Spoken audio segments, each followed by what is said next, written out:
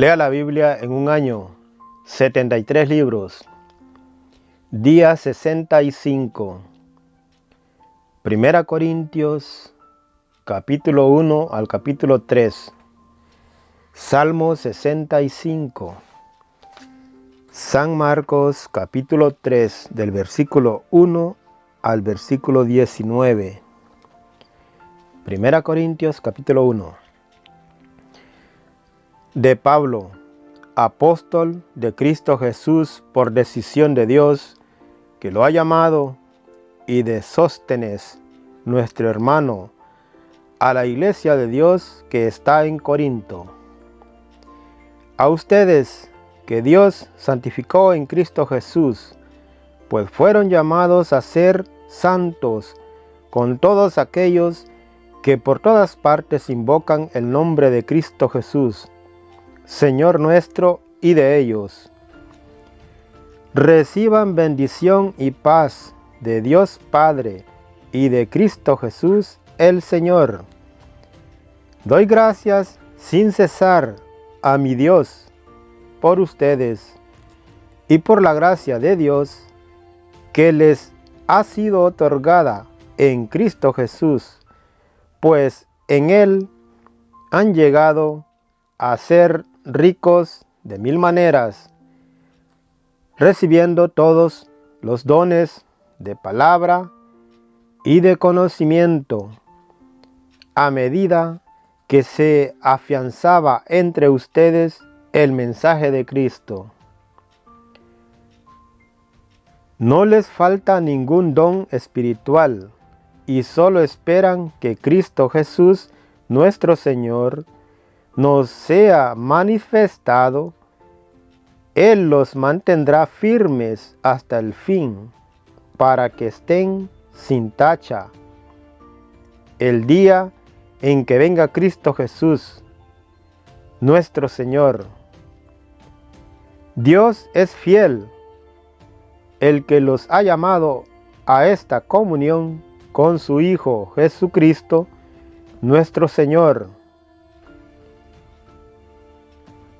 Les ruego, hermanos, en nombre de Cristo Jesús, nuestro Señor, que se pongan todos de acuerdo y terminen con las divisiones, que encuentren un mismo modo de pensar y los mismos criterios. Personas de la casa de Cloem me han hablado que hay rivalidades entre ustedes. Puedo usar esta palabra ya que uno dice, yo soy de Pablo, y otro, yo soy de Apolo, o yo soy de Cefas, o yo soy de Cristo. ¿Quieren dividir a Cristo? ¿Acaso fue Pablo crucificado por ustedes? ¿O fueron bautizados en el nombre de Pablo? Doy gracias a Dios de no haber bautizado a ninguno de ustedes, a excepción de Crispo y Gayo, pues así nadie podrá decir que fue bautizado en mi nombre. Perdón, también bauticé a la familia de Estéfanas. Fuera de estos, no recuerdo haber bautizado a ningún otro. De todas maneras, no me envió Cristo a bautizar, sino a proclamar el Evangelio, y no con discursos sofisticados, no sea que borremos la cruz del Mesías. Bien es cierto que el lenguaje de la cruz resulta una locura para los que se pierden, pero para los que se salvan, para nosotros, es poder de Dios. Ya lo dijo la Escritura, destruiré la sabiduría de los sabios y haré fracasar la pericia de los instruidos, sabios, entendidos, teóricos de este mundo. ¿Cómo quedan puestos? Y la sabiduría de este mundo, Dios la dejó como loca, pues el mundo con su sabiduría no reconoció a Dios cuando ponía por obra su sabiduría. Entonces a Dios le pareció bien salvar a los creyentes con esta locura que predicamos. Mientras los judíos piden milagros y los griegos buscan el saber, nosotros proclamamos a un Mesías crucificado. Para los judíos, ¡qué escándalo! Y para los griegos, ¡qué locura! Pero para los que Dios ha llamado, judíos o griegos, este Mesías es fuerza de Dios y sabiduría de Dios. Pues las locuras de Dios tienen más sabiduría que los hombres, y la debilidad de Dios es más fuerte que los hombres. Fíjense, hermanos, en su propia condición. ¿Cuántos de ustedes tienen el saber humano o son de familias nobles e influyentes? Dios ha elegido lo que el mundo considera necio para avergonzar a los sabios, y ha tomado lo que es débil en este mundo para confundir lo que es fuerte. Dios ha elegido lo que es común y despreciado en este mundo, lo que es nada, para reducir a la nada lo que es. Y así ningún mortal podrá alabarse a sí mismo ante Dios. Por gracia de Dios, ustedes están en Cristo Jesús. El pasado a ser sabiduría nuestra, venida de Dios, y nuestro mérito y santidad, y el precio de nuestra libertad. Así está escrito: el que se gloríe en el Señor.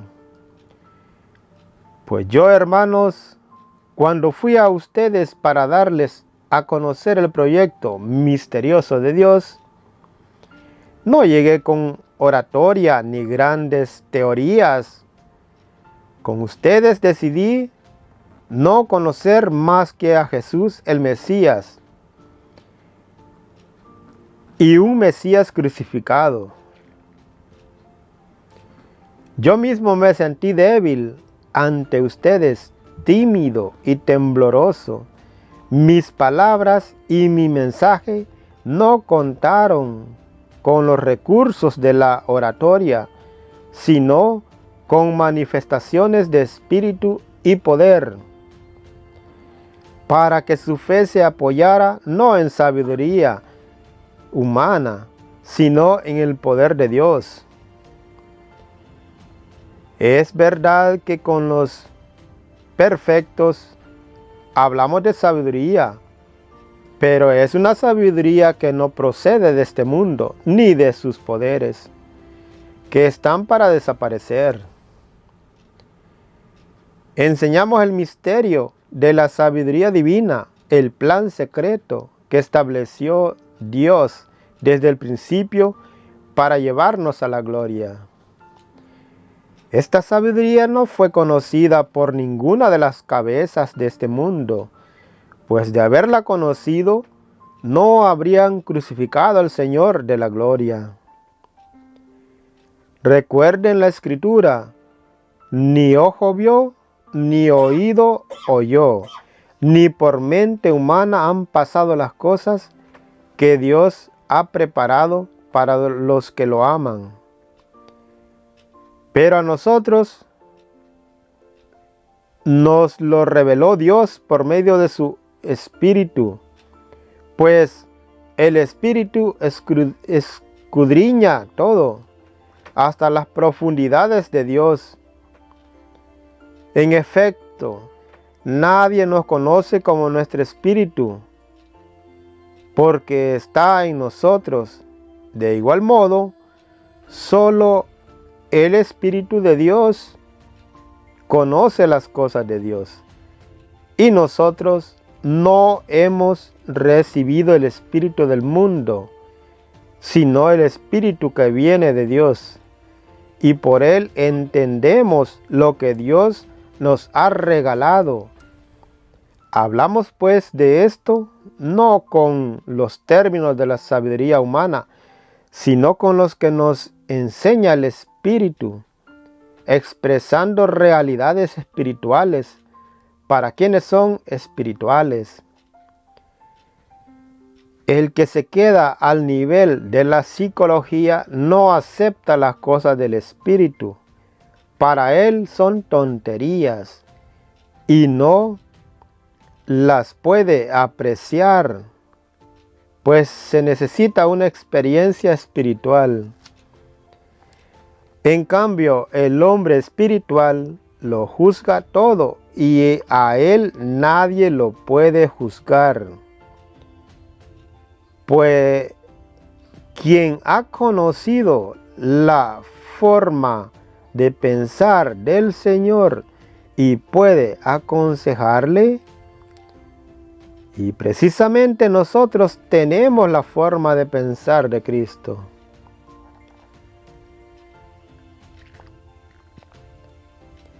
Yo, hermanos, no pude hablarles como a personas espirituales, sino como a personas carnales, como a niños en Cristo.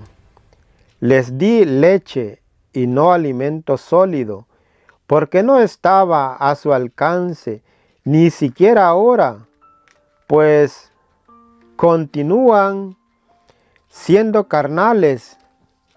¿No hay rivalidades y envidias entre ustedes? Entonces son carnales y se portan como la otra gente. Mientras uno dice, yo soy de Pablo, y otro, yo soy de Apolo, ¿no son ustedes gente común y corriente? ¿Qué es Apolo? ¿Qué es Pablo? Son servidores que recibieron de Dios dones diferentes y por medio de los cuales ustedes llegaron a la fe. Yo planté, Apolo regó, pero el que hizo crecer fue Dios. De modo que el que planta no es algo, ni tampoco el que riega, sino Dios que hace crecer. El que planta y el que riega están en la misma situación, y Dios pagará a cada uno según su trabajo. Nosotros trabajamos con Dios y para Él, y ustedes son el campo de Dios y la construcción de Dios. Yo puse los cimientos como buen arquitecto, pues recibí ese talento de Dios, y otro construye encima. Que cada uno, sin embargo, se pregunte, ¿cómo construye encima? Pues nadie puede cambiar la base. Ya está puesta, y es Cristo Jesús. Sobre este cimiento se puede construir con oro, plata, piedras preciosas, madera, caña o paja. Un día se verá el trabajo de cada uno.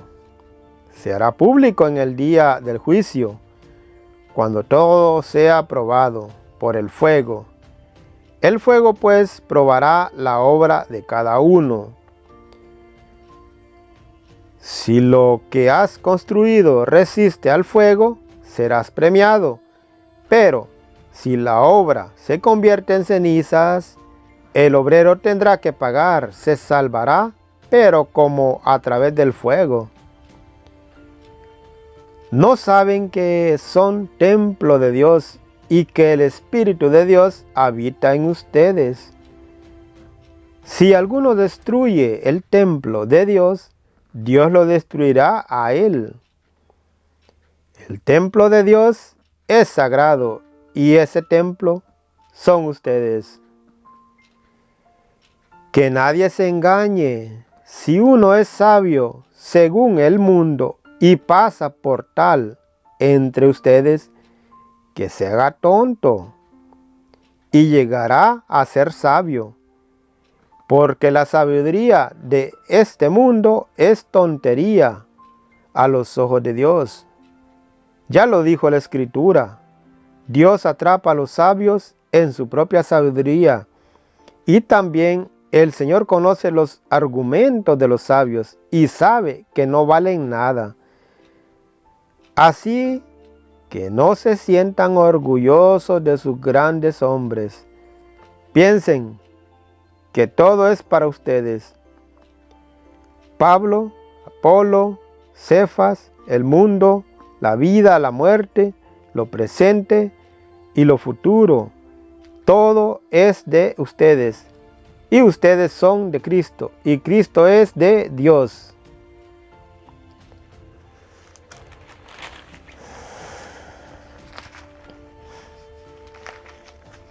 Salmo 65.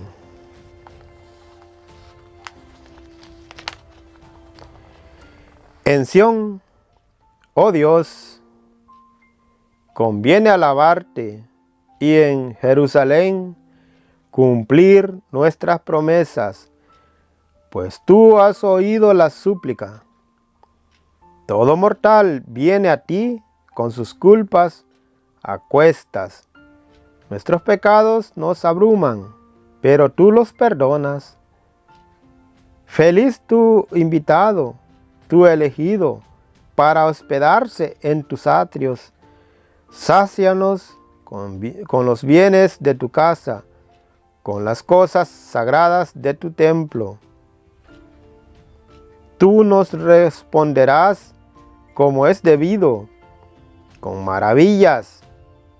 Dios Salvador nuestro, esperanza de las tierras lejanas y de las islas de ultramar. Tú que fijas los montes con tu fuerza y que te revistes de poder, tú calmas el bramido de los mares y el fragor de sus olas. Tú calmas el tumulto de los pueblos. Tus prodigios espantan a los pueblos lejanos. Pero alegran las puertas por donde el sol nace y se pone. Tú visitas la tierra y le das agua. Tú haces que dé sus riquezas. Los arroyos de Dios rebosan de agua para preparar el trigo de los hombres. Preparas la tierra, regando sus surcos, rompiendo sus terrones, las lluvias las ablandan y bendicen sus siembras. Coronas el año de sus bondades. Por tus senderos corre la abundancia. Las praderas del desierto reverdecen. Las colinas se revisten de alegría. Sus praderas se visten de rebaños y los valles se cubren de trigales. Ellos aclaman, o mejor, ellos cantan.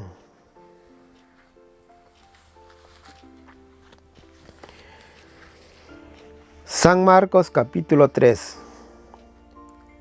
Otro día entró Jesús en la sinagoga y se encontró con un hombre que tenía la mano paralizada.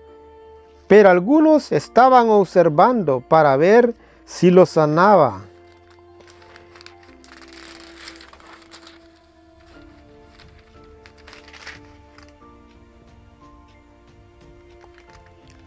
Para ver si lo sanaba Jesús en el día sábado.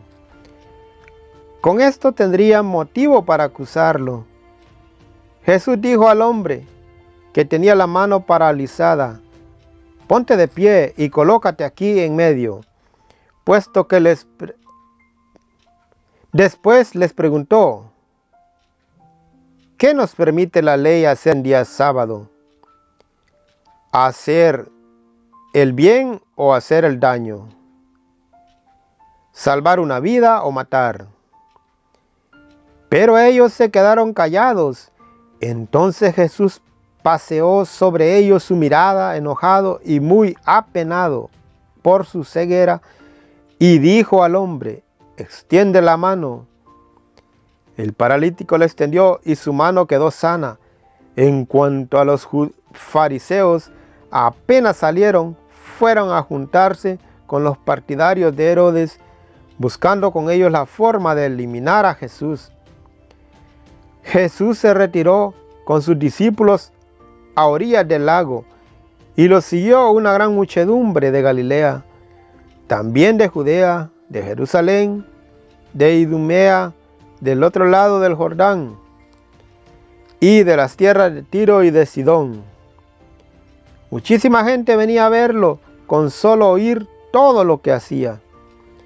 Jesús mandó a sus discípulos que tuvieran lista una barca para que toda aquella gente no lo atropellase, pues al verlo sanar a tantos, todas las personas que sufrían de algún mal se le echaban encima para tocarlo.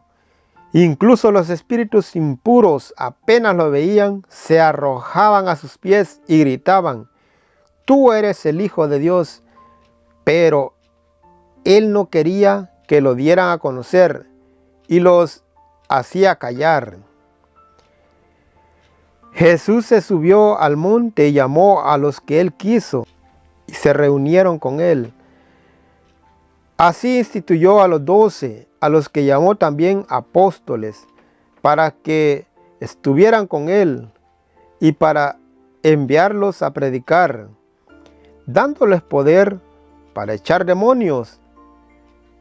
Estos son los 12: Simón, a quien puso por sobrenombre Pedro; Santiago y su hermano Juan, hijo de Zebedeo, a quienes puso el sobrenombre de Boanerges, es decir, hijos del trueno; Andrés, Felipe, Bartolomé, Santiago, Bartolomé, Mateo, Tomás, Santiago, el hijo de Alfeo, Tadeo, Simón el cananeo y Judas Iscariote, el que después lo traicionó. Palabra del Señor. Gloria a ti, Señor Jesús.